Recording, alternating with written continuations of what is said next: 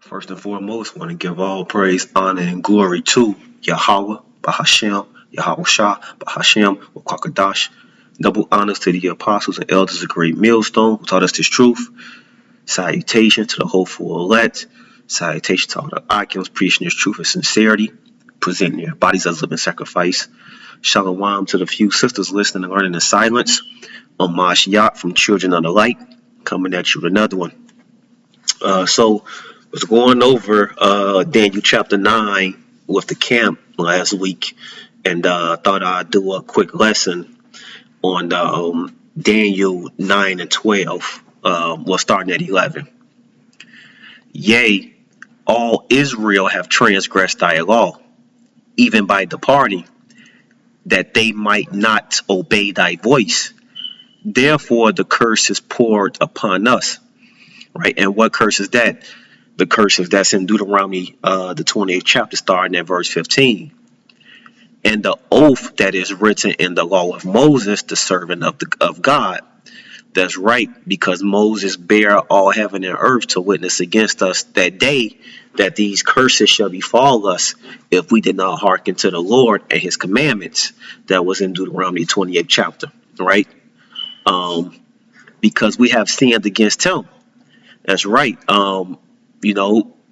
And sin is the transgression of the law, according to the scriptures in John. I'll get that scripture at another time. Right? And he have confirmed his words. Who is he? Right? The Most High God, the Father Yahweh. He have confirmed his words. Right? And confirmed, right? He have made sure. Right? He delivered, right, on the promise of his words, that those curses be poured out on us because we departed from him, which he spake against us and against our judges that judged us, by bringing upon us a great evil. For under the whole heaven have not been done so, and have not been done upon Jerusalem. That's right. And so when you jump to Deuteronomy, right, and you can go and read, all of them yourself, but starting at verse 15. But it shall come to pass if thou wilt not hearken, and this is Moses talking to the children of Israel after they left Egypt.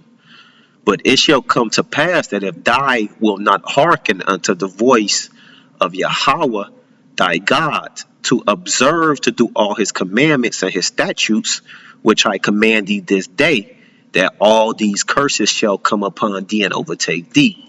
And that's what's being referred to, right, when it says, therefore the curses is poured upon us, right? Yea, all Israel have transgressed thy law. Sin is the transgression of the law, so they sin against the Most High, even by departing from the law, that they might not obey the voice of God, right, and the curses.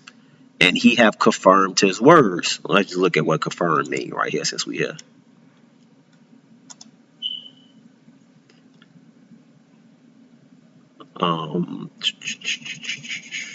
Confirm.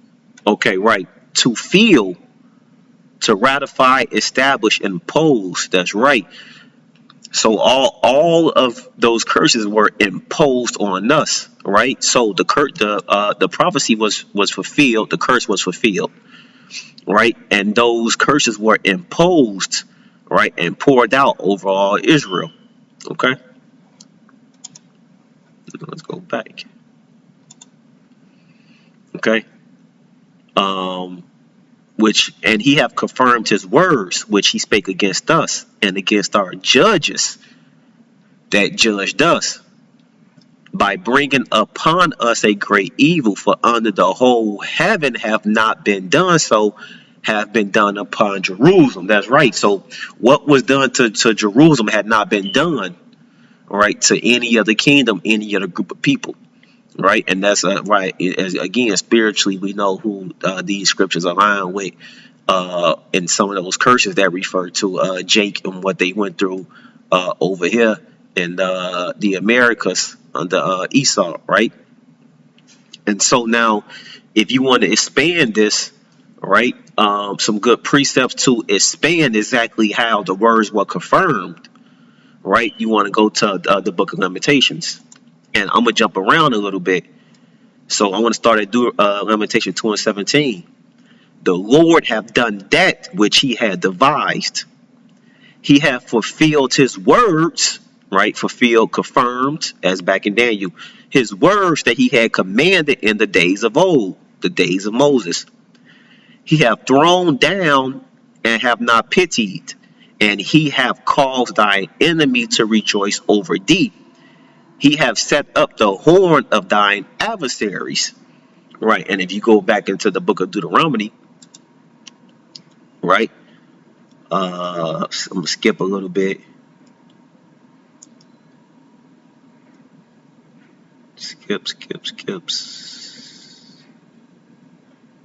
Right, and it says, thy sons and thy daughters shall be given unto another people, and thine eyes shall look, and faith will longing for them all day, and there shall be no might in thy hand.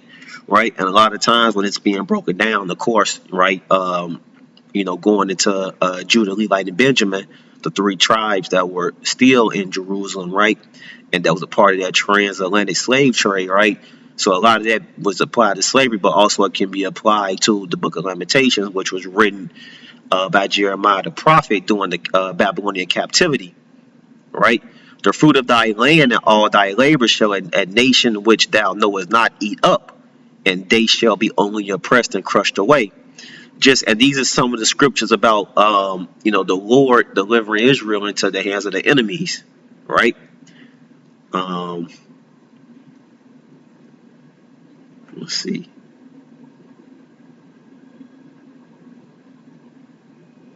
Okay, right. Therefore shalt thou serve thy enemies, which the Lord shall send against thee, in hunger and in thirst and in nakedness. Right? And again, a lot of times when brothers breaking this one down as well specifically, right? They'll bring it back into the transatlantic slave trade because of and the yoke of iron upon their neck, which is correct, right? But also just highlighting how back in Lamentation, right? The Lord have done that which he had devised. He hath fulfilled his words that he commanded in days of old. He hath thrown down and have not pitied, and he hath caused thine enemies to rejoice over thee. He hath set up the horn, the power of thine adversaries. Come on, right? And so, really, if you want to really expand on Daniel 9 and 12, right, is, really starting from Lamentation 1 and coming on down to 17, because Lamentation is really going to expand on what those curses look like to Israel. So this is Lamentation 2:1. How hath the Lord covered the daughter of Zion with a cloud in his anger, and cast down from heaven unto the earth the beauty of Israel, and remembered not the footstool in the day of his anger. That's right, man, because when them curses got poured out on us, they got poured out heavy, right? And the Lord remembered not his footstool in the day of his anger. The Lord hath swallowed up all the habitations of Jacob, and have not pitied. He hath thrown down in his wrath the strongholds of the daughter of Judah. He hath brought them down to the ground. He hath polluted the kingdom and the princes thereof.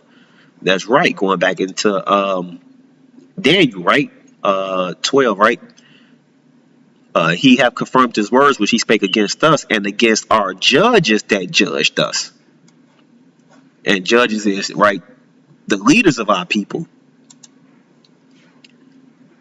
He hath cut off in his fierce anger all the horn of Israel. Let's go into that horn.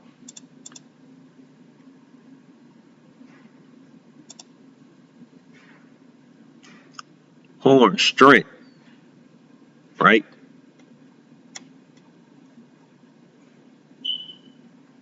Right. So in this matter, the strength.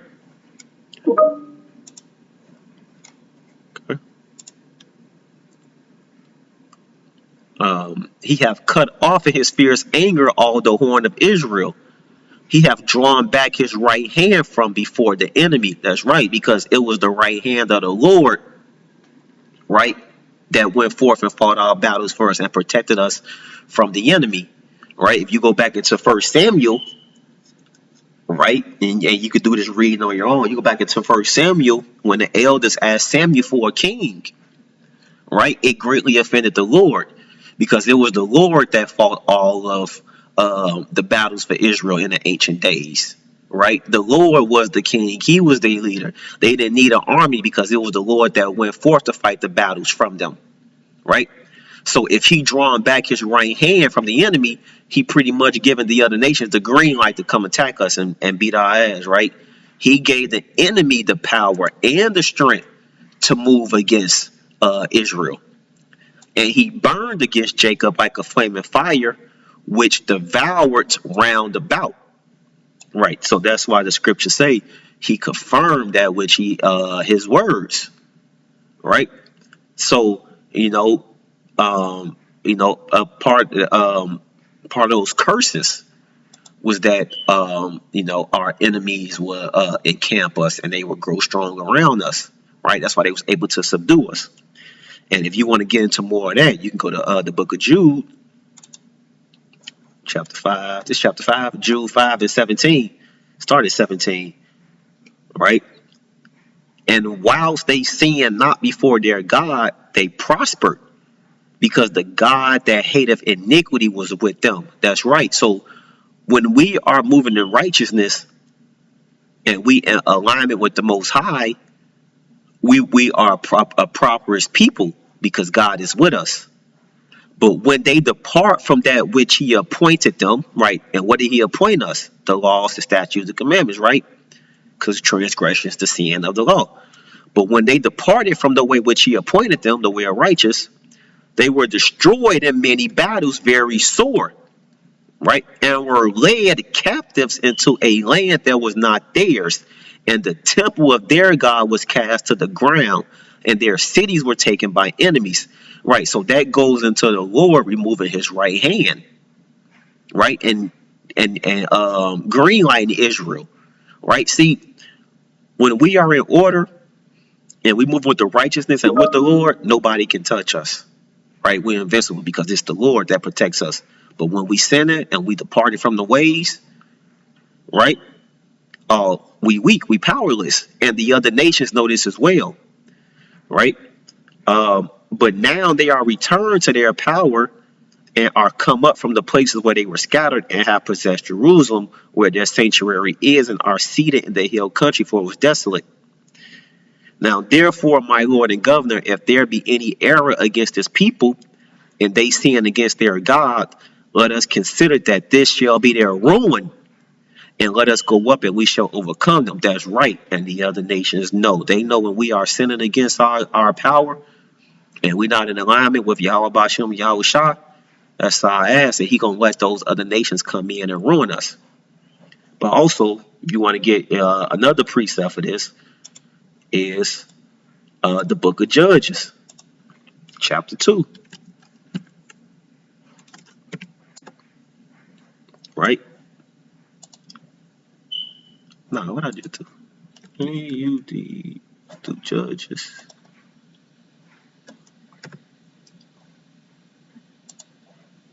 Chapter 2 to the bottom. Okay. This is Judges 2 and 20, right? And you see, and the anger of the Lord was hot against Israel. The anger of Yahweh was hot against Israel. And he said, because this people have transgressed my covenant, which I commanded their fathers, and have not hearkened unto my voice, I also will not henceforth drive out any from before them of the nations with Joshua left when he died. Right? Because going Deuteronomy, I believe, the 4th chapter, right? The Lord gave us a list of people to utterly destroy. Let me just make sure I got that real quick. Or was it 7? It's 7.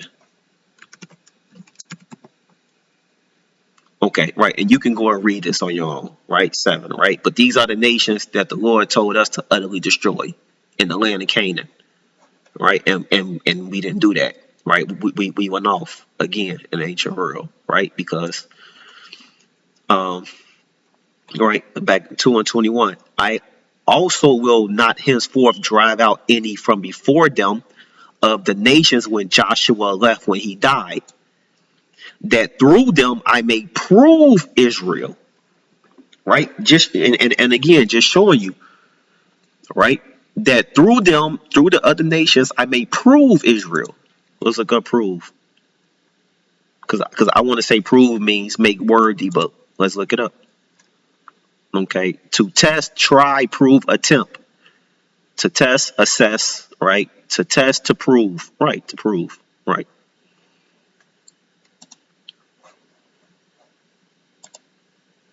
Right? That through them, right, I may test Israel, test and make if they worthy, whether they will keep the way of the Lord to walk therein as their fathers did keep it or not. Right? Therefore, the Lord left those nations without driving them out, neither delivered him them into the hands of Joshua. That's right. You know, the Lord said he's gonna make those other nations a thorn in our side. So let's get back. Right. See, he have drawn back his right hand from before the enemy. So he gave the enemy the commission.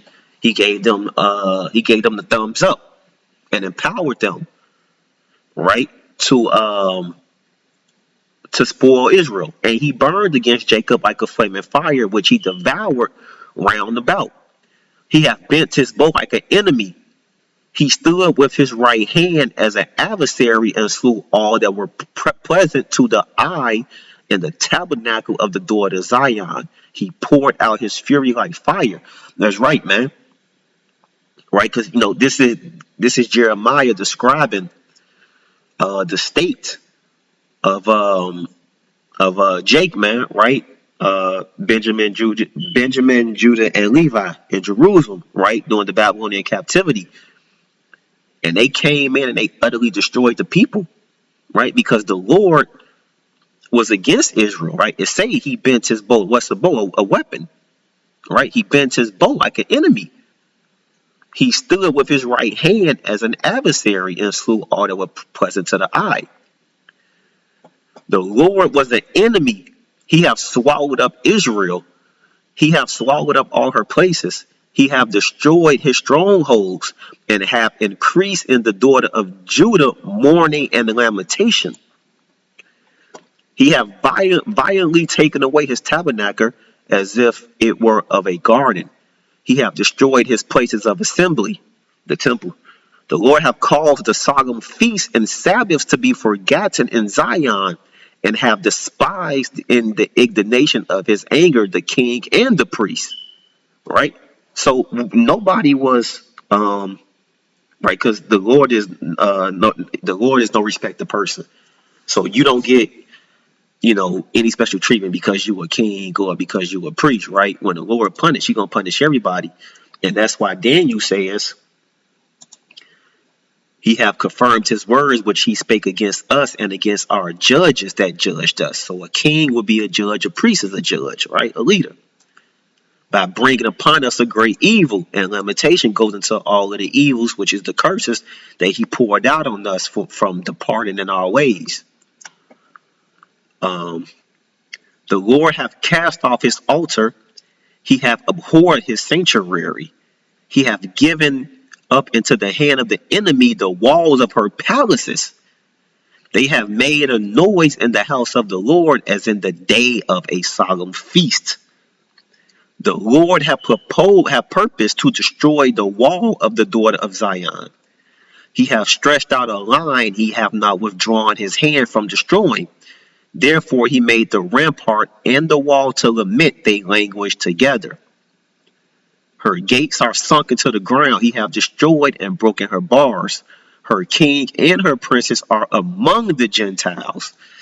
And that's a lesson for another day, because they be like, oh, who are the Gentiles? Well, the Gentiles are Israelites who didn't know they were Israelites. But that's a lesson for another day, right? Because you have her king and her princes are among the Gentiles. The law was no more. Her prophets also find no vision from the Lord. That's right, man. Because I believe it's in Hosea. Yeah, that's right, man. The Lord will hide his face.